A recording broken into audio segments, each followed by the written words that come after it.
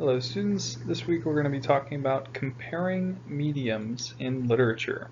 Specifically, what does it mean to compare mediums in literature? Why is it important to be able to make these comparisons? How do I compare mediums in literature? And how do I answer test questions about comparing mediums? So what does it mean to compare mediums in literature? A medium refers to the way or form something is presented in. In literature, a topic can be presented in the form of a poem, a short story, a nonfiction article, a speech, a movie, a play, or even in pieces of art and things like that. So it's just kind of the format that a story or a topic is presented in. Thus, comparing mediums is the skill of analyzing how a topic is presented in multiple formats. For simplicity's sake, these formats are commonly referred to as passages. Passage 1, passage 2, etc. But a passage may refer to a poem, a short story, an art piece, a speech, and things like that. So you might think that a passage must have words in it, but technically it could be like a piece of art, or it might be a movie, or something like that as well. So for example, on a test, you might be asked to compare how passage 1, a book excerpt, treats the topic of grief differently than passage 2, a poem, does. So why is it important to be able to compare a topic in different mediums? Why does this matter? The format a topic is presented in can have a huge influence on the way people view, read, and interpret what is presented. So for example, in a speech you can hear the tone of voice, pausing, and emotion behind the speaker, so you can kind of get a different interpretation on the topic that they're talking about because you can physically hear them and hear all those things. In a song, you can hear the melody and the rhythm that accompany the lyrics, which can also kind of affect the way that you interpret the song itself. Like if the sound of the song is very somber or sad, that might affect the way that you interpret the lyrics and the whole piece itself. And similarly, in a short story, something could be described in a very figurative way, which is kind of hard to capture in a movie.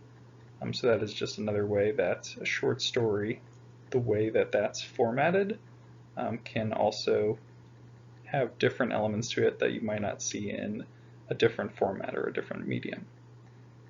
But on the flip side of that, in a movie, you can physically see the action that is actually happening in the story. So that can also affect the way that you interpret the piece and everything. And also in a piece of artwork, you can see what areas the artist chooses to focus on or emphasize. So again, this is to show how differently a topic should be interpreted based on the medium it is presented in. This is important because we can gain a fuller interpretation of the topic if we see it presented in a variety of different formats, ways, and perspectives. Okay, so now we know why it's important to be able to compare a topic in different mediums. So how do you actually do it? Well, there's 3 steps here. First, you want to ask yourself, what topic are both of these mediums talking about, or all of these mediums talking about? Is it the same story? Is it the same lesson? Is it the same problem, etc.? So there's going to be 2 passages, and kind of what are they both talking about?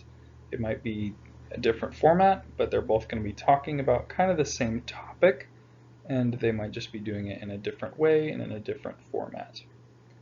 2, you want to consider the mediums itself. So is it a poem? Is it a painting? Is it an excerpt from a book? And then what is unique about this particular medium?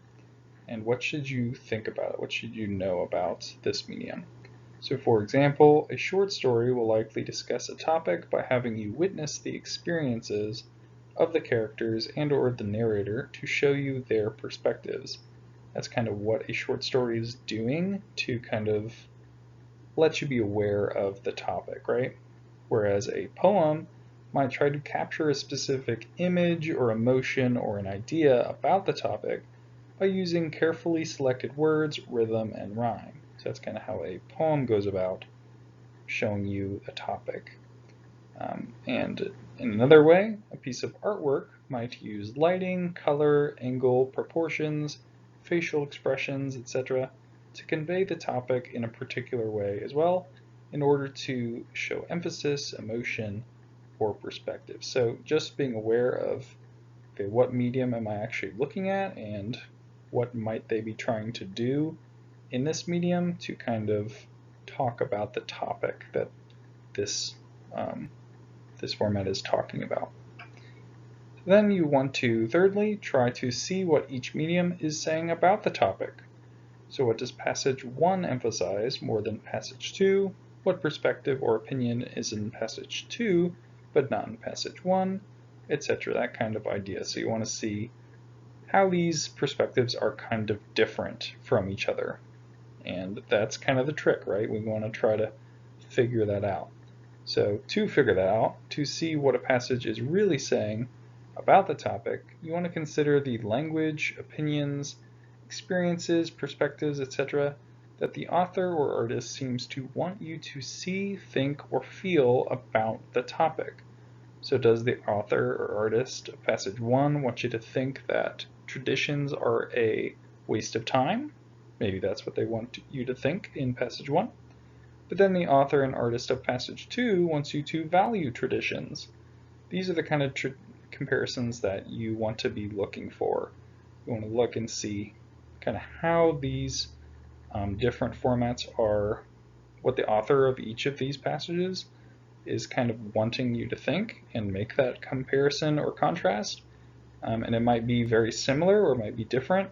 It might be similar but the format is different, or it might be very different even in the message as well, but they're talking about the same topic.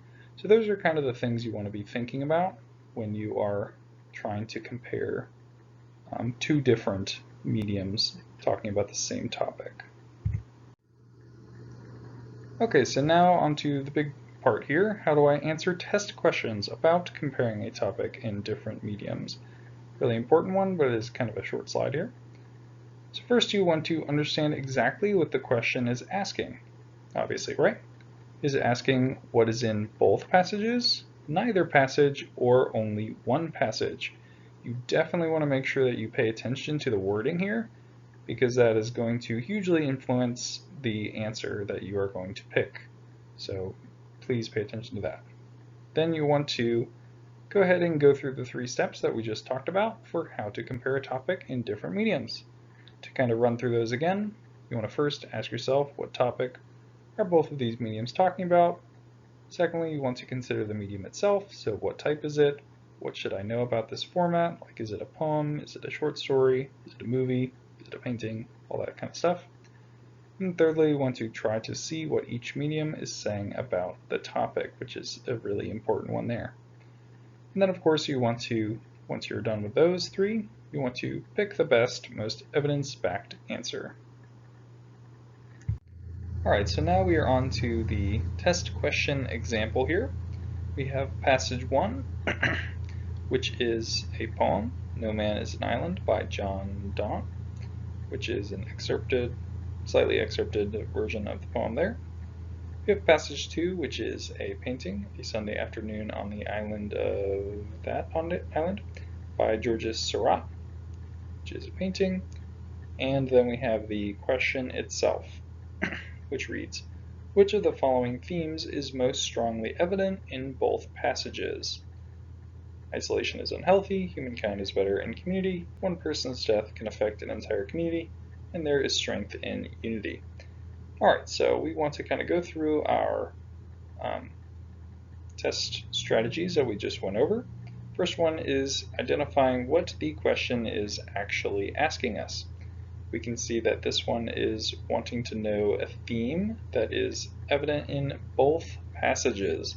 So it has to be in both passage 1 and passage 2, not just in one of them and not in neither of them. So that is good to know.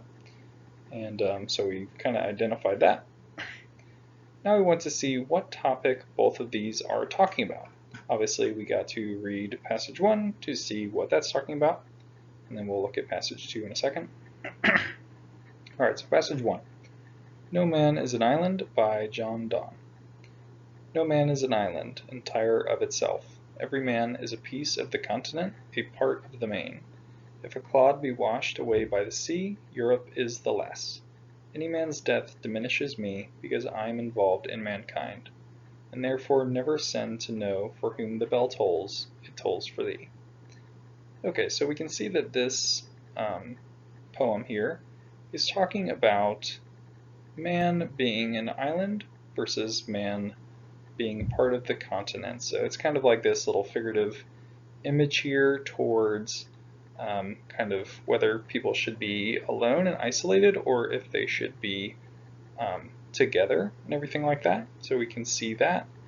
And we also see words like that Europe is less. Europe is the less if any part of it is washed away, right?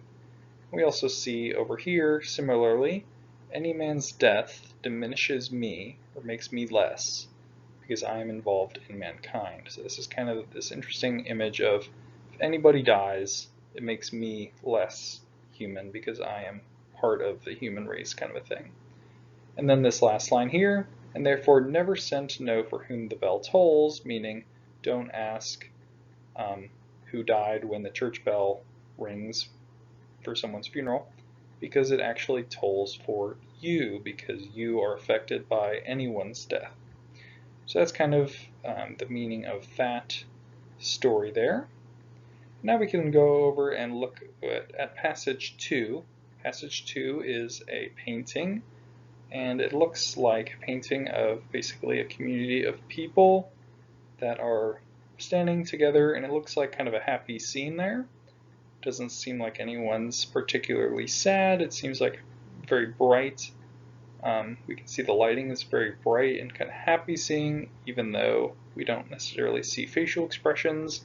It's kind of implied that it's a pretty relaxed and happy and good scene here. So I think that we can kind of get an idea of what both of these are, how they're both similar, what topic they're both talking about. And I would say that in passage 1, it's kind of talking a bit about, community versus isolation and how we're part of mankind and everything. And in passage 2, looks a bit about community being kind of a good thing, that you're sitting on a lawn with all these people, and it seems to be a good thing that you're part of all this group of people here, right? It's a good place to be. So now that we kind of have identified roughly what each of these topics, how they're kind of similar, so kind of bonded by that idea of topic probably being community, then we can go ahead and go through our 3 questions that we want to be asking about this. Or excuse me, actually, question 1 was what we just did, which is identifying the topic that they both share in common. Question 2 is understanding the mediums and how that is kind of affected, or how that might affect the way we look at things. So we see passage 1 is a poem, so we know that each word in here is going to mean a lot, and he's probably trying to go for some sort of emotion or idea based on the fact that it's a poem. And similarly, a painting is going to be trying to evict some sort of idea or emotion across as well, so they're kind of similar in that respect. We already kind of hinted a little bit about the third part of that, which was what is each of these passages saying about the topic. And again, we see that passage 1 is kind of talking about how community is kind of an important thing, and that everyone is part of a community, and that also has a few words in here. Because it's a poem, we know each of these words does make a big difference, right? So words like less, that Europe is the less, I think that, and also similarly, that one man's death diminishes me, I think that that really does kind of show some sort of element of kind of being less whenever I'm not part of a community, or whenever the community itself is lessened, I myself am lessened by it. So I think that it's definitely saying that community is something that's strong and that it's better basically when there's more of a community, and we become less when there's less community, right? Now, what is passage 2 saying about community here? Basically that it is a good thing, I would say, is for the most part. Community seems to be a good thing in passage 2. I think we can pretty simply say that. So now let's go over to our question again. Which of the following themes is most strongly evident in both passages? Isolation is unhealthy. Humankind is better in community. One person's death can affect an entire community. And there is strength in unity. So lastly, we do want to be looking at which of these answers is the best, most evidence-backed answer. So we want to look at the first one, A. Isolation is unhealthy. I do see that in passage 1 a bit, because he's talking about how he is lesser whenever he's kind of away from the community, or if the community is lessened, he himself is lessened. So I could see that a bit in passage 1. However, I don't necessarily see that in passage 2, because you don't really necessarily see isolation in passage 2. You just kind of see the community. So I don't think that would be answering our question, which is asking it for what is present in both passages. So now let's go on to B. Humankind is better in community.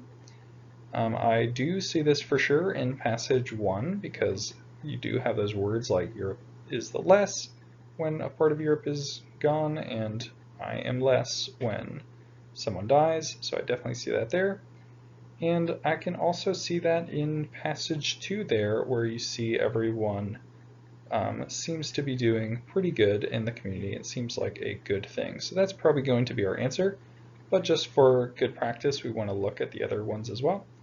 C, one person's death can affect an entire community. You can see that in passage 1, but there's no instance where you see any sort of idea of death in passage 2, so that doesn't make sense. And then D, there is strength in unity. I could see that in passage 1 as well, because it does talk about how, again with that same kind of idea of being less or more based on community. But I don't really see necessarily strength.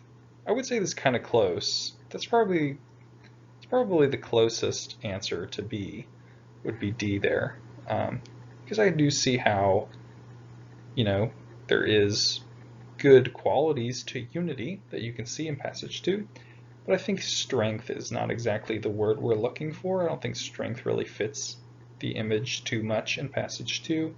I'm not really thinking of strength when I see passage 2. If I saw like a bunch of soldiers united together or something, I could say yeah, but this is just kind of a leisurely day on the lawn. It doesn't really look like strength to me. It just looks like, good, pleasant kind of time. So I would definitely go with B here based on our kind of analysis of both of these passages, and that's how we do it.